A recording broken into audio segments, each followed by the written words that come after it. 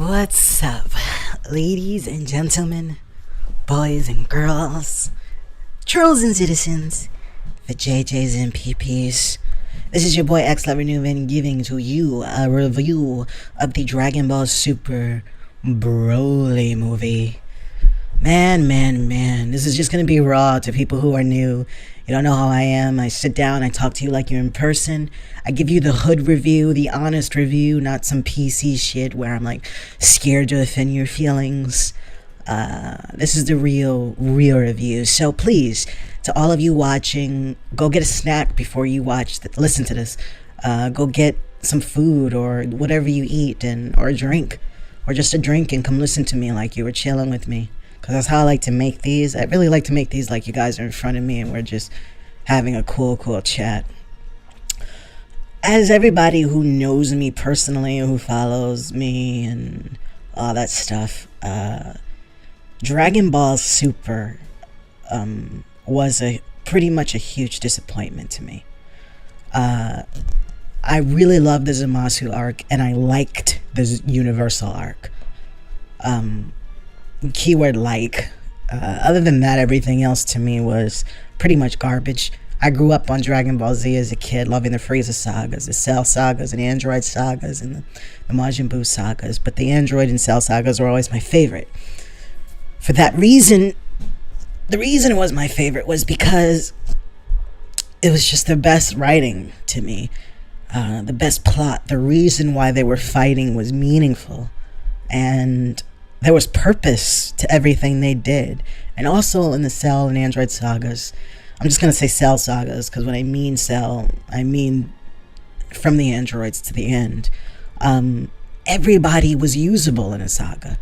There was no, oh, this person's weaker, so we're not going to use them, or this person's this, so they're not helpful.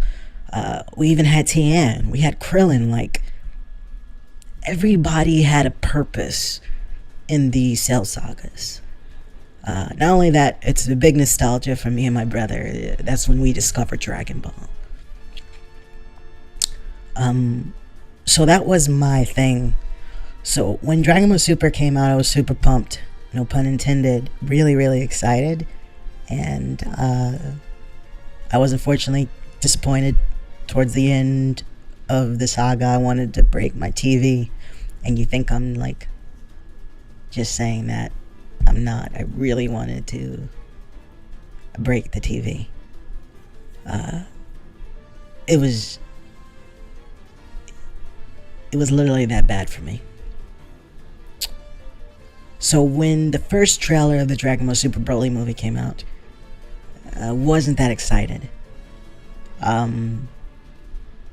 show Goku, getting hype in the ice for the trailer, and I think something like that, and then Broly is like, that teaser trailer is short. I think it was like 30 seconds, and I was like, okay, whatever, I'm gonna see it. I'm a Dragon Ball fan, I'm a loyalist, but whatever. And then that second trailer dropped, and I started noticing for the first time in Dragon Ball movies, keyword Dragon Ball theatrical movies, that there was a story trailer for the second trailer. I mean, if you watch the Dragon Ball Super Broly trailer 2 again, you'll see that there's really only like 2 action scenes that they display. That trailer was mostly based on story. And it showed Bardock and Goku's mother, and Goku and Vegeta and Broly in their cubicles, and I began to think, wow, this isn't Dragon Ball Super. I think they're bringing Z back. That depth that I like. That character development that I love. I missed it. And then the third trailer came out, and that trailer was all hype and action, but it also had a hint of story. And that's when it began to hit me. Oh yeah, this is gonna be a great movie. This movie's actually going to be worth the money and the time. Man, guys, I have to say, after seeing this movie, I saw it in IMAX in Connecticut. This movie is the best Dragon Ball movie that ever existed. Ever existed. And by the way, how I'm going to do this review, I will warn you when I go into spoilers. So listen to me carefully. I'm going to start spoiler free, and then we're going to get into spoilers. This movie was perfect to me. Perfection. I really enjoyed it. The movie starts off really great with a story. It's really heavy. It might make some of you cry, depending on how much of a Anna Gay lover you are. I can't lie. I was sitting down, I was watching with my brother and my ladybug and her brothers and their girlfriends and stuff like that. I saw it with about maybe 7 friends. And they came mad late though. They saw the movie, but they came like late in the previews. But anyway, kind of going on a tangent right now. The movie, the way the movie just starts, it actually really reminded me of a really good classic animated DC movie. And it's creepy. It's like creepy. Like when you see Frieza and King Cold and how they treat the Saiyans and how they fear them. The way the animation displayed their fear and nervousness and anxiety with Frieza and King Cold and his army, like they did that so well. Like there's just times in the beginning where it's just like, yeah, I get it, you know, and you could relate to it in a sense of like slave masters and just how like truly like afraid slaves must have been. Like I actually thought about that when that first whole opening scene happens. And you know, then they tell you how Goku gets put on Earth. I don't want to say anything else than that, but you already know that. I really liked Paragus, Broly's father. He's pretty much the same Paragus as he was in the original, but this Paragus is maybe a little bit more caring. I can't say any more than that. But this Paragus also is just an abusive father. And you'll see all that when you see the movie. You'll see what I'm talking about. Broly himself, this movie is really Broly's movie, but it's also the Saiyans movie. Even the way they did it when Frieza destroyed Planet Vegeta, the way they did it this time, it was like, I was like, yo, damn. Because you think about it, as Dragon Ball fans, you think, oh, Frieza destroyed the planets, and then you're sort of like desensitized after that. Like, yeah, he destroyed the planets, like he destroyed all those Saiyans. But the way they do it here, it's like, damn, all those people. Whoa. Sort of like how, but worse, but sort of how like when Thanos snaps his fingers, and you're like, damn. It was really like that. And then that basically goes into Goku and Vegeta, and from there the battle ensues as Broly gets to Earth. And Frieza, man, this dude, he's like truly the white man. Like Frieza is just evil. He's a snake. He's a fucking snake. Also, they were just cool. Like Goku was not annoying. He wasn't super dumb. He was likable in here. And Super, as much as I love Goku, Super really made Goku like Peter Griffin almost. like a real retard. And this one they didn't. Like this was Dragon Ball Z Goku. This was, I'm dumb, but I'm not an airhead. I'm not that stupid, but I'm dumb. And Vegeta and Goku's relationship was so cool, just the way they were acting and together and stuff. And the action scenes were fucking amazing. And what I really loved about the action scenes is they were fighting with purpose. And I really can't say anything unless I spoil it. But they were fighting with purpose. Like, this wasn't a, hey, I'm big, I'm giant, I'm Super Saiyan, and we're yelling, let's fight. This wasn't like Super. Like Resurrection F, for example. And I liked Resurrection F, but I didn't love it as a movie and as a story. But this one, no, they were fighting with purpose. It was like I'm fighting. The line really I got from it was, yeah, I'm forced to fight, and we're all sort of forced to be violent because our people were, and this is our people, and this is my genetics and my anger. Broly having a father that sort of controls and abuses him made you like Broly even more, because Broly kind of was not fighting because he wanted to. There also is a couple of hentai moments for you anime lovers. All you guys that like to strudel your noodle and jerk off to Sasuke and comment on how Vegeta's legs look. There are moments for you guys in there that are very hentai.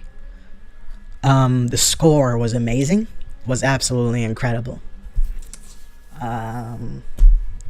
I honestly, this is the only Dragon Ball movie where I honestly say you have to see it in theaters, though.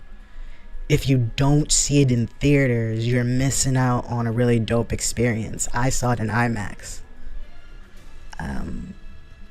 And Dragon Ball being in IMAX should be a thing forever. And also, by the way, the hype for this movie is real. Dragon Ball now, as of this moment, is the #1 movie in the US. And probably the #1 in Asia, and will be in Puerto Rico and Middle East and Ukraine and Africa. Oh man. I honestly think this movie was deeply for the Z fans, but this movie was also for newcomers. Granted, you have to know everything in order to really enjoy this movie, but if somebody was just to walk in and watch it with you and not really care about catching up on Dragon Ball, they would like this movie too, I think. And that's the first time I said that. Even Battle of Gods, a movie I actually really liked and appreciated. I liked that more than Resurrection F. I think if somebody who wasn't a Dragon Ball fan or just didn't care about it watched it, they would not like it. This movie, I think they would go, yo, that was actually pretty dope. The fighting scenes were a master stroke. No, I'm kidding. I'm joking. That's IGN lingo. I don't know what the fuck IGN be saying. They be like, we don't talk like that, by the way, IGN. Oh, this movie was a masterstroke. It was a humorous journey to a unlanded forgiven time. Like, what the fuck does that mean? Was the movie good or not? But I hear, like, some people trying to make this into, yeah, it was good action. No, it wasn't just action, y'all. I'm telling you, this wasn't just an action movie. This was a great story. This was a great plot. This was great development. This was great character development, and the most character development that becomes of this movie, I think, is Paragus and Broly. I give this movie a 9.9. You have to see this. The hype is real. This movie beat Spider-Verse. This movie beat Aquaman. It really truly is, guys, the #1 movie in the US. The Dragon Ball community, we fucking did it. And this is also great for anime, y'all. For the future, you're just gonna start seeing even more anime movies coming to the US in English and IMAX. Imagine that one day. Imagine you Narutards, all you Narutards. Imagine Narutard on the IMAX screen. Imagine you seeing that. I can see all you guys right now. Your cocks will rise several inches and you'll jizz all over the screen and be kicked out. Alright, now it's time for spoilers. This will be short. It's time for spoilers, though. So, if you don't want spoilers, I suggest you leave right now. Leave. Because here comes the spoilers. Oh yeah, and before I even get to the spoilers, I actually do have to say, too, that when the trailers showed Goku's mother, it was about time. It was like, yes, we finally get a installation of her mom, you know. I also see a lot of people saying that, you know, they retcon and they did this and this and that, but a lot of it was and a lot of it wasn't. In the manga, actually, Goku never came to Earth as a baby. Never came to Earth. as a chunky baby. He actually came to Earth as a kid. The anime actually added that. And people need to remember, too, what we grew up on in the 90s and 2000s and the 80s. There was a lot of Dragon Ball that was mistranslated. For example, Beer is saying he ordered Frieza to destroy Planet Vegeta. That actually was a mistranslation. And sometimes that happens, but in the 90s and early 2000s and the 80s, that was the most common thing. Mistranslations were happening like AIDS. So they do retcon some stuff, and they do change some things, but overall it's Dragon Ball. And the way they ended the movie, some people I see are a little mixed, and I get that. For me, I personally thought it was very wise. And now here comes the spoilers of why we can get into all that. Spoilers. So, the ending. Basically, the movie, the beginning, we'll go back to the beginning first, actually. But basically, the beginning of the movie, it opens up with Frieza and King Cold and all of them flying into Planet Vegeta to introduce... King Cold's coming to introduce all the Saiyans to Frieza as the new ruler. And King Vegeta's afraid, he's scared. This actually really made me kind of dislike King Vegeta even more. Because King Vegeta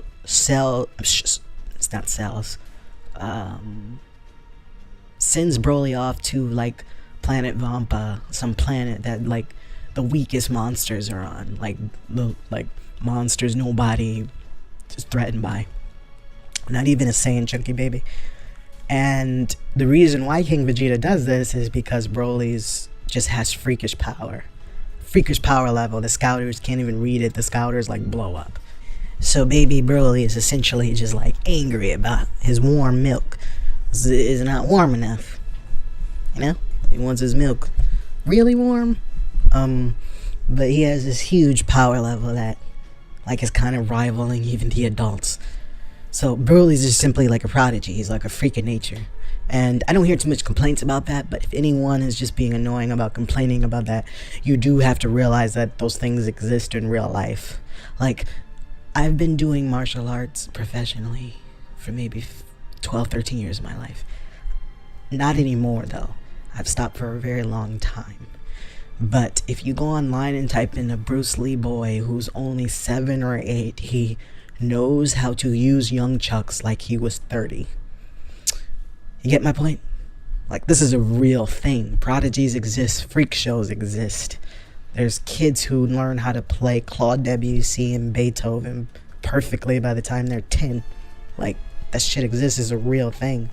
What, Prince mastered 17 instruments by the time he was 18 or something like that? So you get what I'm saying. Like, it's a real thing. And I believed it, and it was delivered well.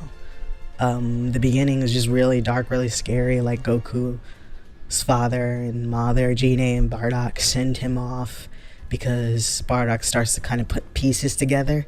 He kind of tells you he's been sort of wondering why Frieza's been so high and intense lately, and you know, Bardock comes up with this theory, which they changed in the original, because the original he got stabbed in the neck and became a psychic. But with this one, it's like it's more of a hunch. And I'm glad they kept the original. He tries to fight back with Frieza and ends up failing. But you know, him and Gine end up sending Goku out to Earth, and Gine starts crying. And I love the way they did Bardock, because,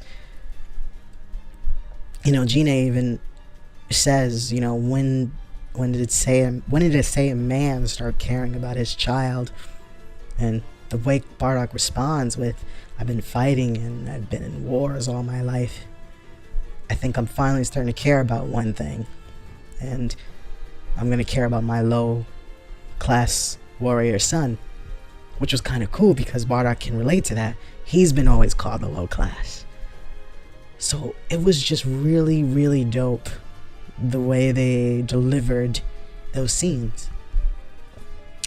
And the fighting scene with Broly and Vegeta, more than Goku. with Broly and Vegeta is the best thing you're ever gonna see. And one thing I really wanted was to see Dragon Ball go back to its martial arts choreography. You kind of saw that in RF. It was very light in Battle of Gods. This one is really heavy. The CGI is perfect. You're not gonna have a problem with it.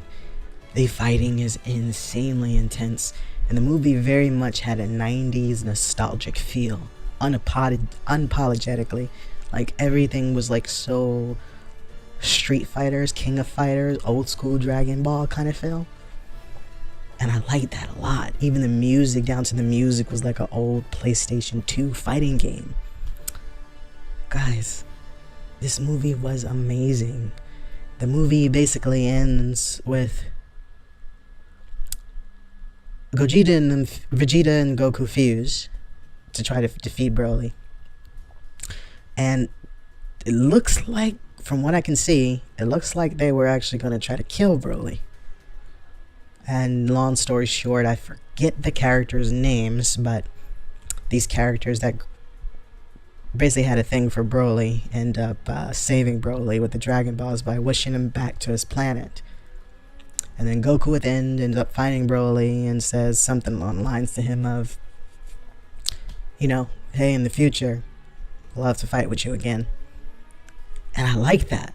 I really like that, because the way I felt about it was when Goku and Broly were fighting and Goku was trying to kind of telling Broly to relax and you don't have to be so angry and da-da-da-da.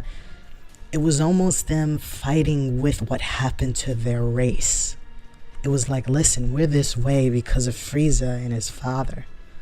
And it was like the movie was just delivering a great story about the fighting this time. It meant something. And also relating to that in a black way. Even the things Frieza would say, like, these Saiyans aren't, they pretend to be good sometimes. They're savages. It's like, whoa, like, any black person could relate to that shit in America. Man, you know, I'm probably gonna have to do another review because I just really enjoyed it. I'm gonna go see it another time. I'm probably gonna see it 2 more times. It's the biggest movie in America right now, #1 movie. The haters now, they really can't say nothing. All you have to do is stand there with a dumb looking face like, yo, the show still sucks. But I mean, like, yo, it's worth seeing. And it was also like Dragon Ball all grown up. Like, just the way they delivered everything, it was done so well. And again, the action was A+, but the story was A+. I'm also hearing that Akira Toriyama has about 30 or 45 minutes of more scenes that weren't in the movie. So, like Battle of Gods, we might get a director's cut for this movie. Guys, the movie's still out. I'm gonna go see it twice. It's gonna be out for a month and a half. Or I think 2 months. A month and a half or 2 months or something like that. You gotta see this. Yo, you have to see this. And if you can, see it in IMAX or XD, because you get to see its real beauty. The music was great. To me, the pacing was great. I give it a 9.9 because my only issue was that I wish I saw more of Janae. I wish I saw more of her. And also, I wish I kind of saw a little more of Broly in the fights. What I mean by that is, I wish Broly would have... how can I explain this? A lot of people used to make fun of Dragon Ball for like powering up for 5 minutes. That, you know, the recurring memes, recurring jokes. I kind of missed that a little bit with this and Broly. You don't get that too much. You know, the power up kind of for the longest was maybe like 7 seconds at best. But it was still dope. Anyway, I'm gonna head out now. I got some stuff to do. I'm probably gonna do another review because this is that good. I always miss something. I'm like, oh, I should have said this. So I'm probably gonna do like maybe some official review or something like that. But this was sort of the laid back and chill lounge kind of review, and just chill with me and listen to me. Guys, go see the movie. It's the #1 movie in America. You have to see it. If you liked my review and you really loved this video, dislike it. If you hated this video, you thought it was just stupid and retarded, like it. And for everyone who watched this, go fuck yourself. I'm X Lover Newman. Peace, love, and be wild. Peace.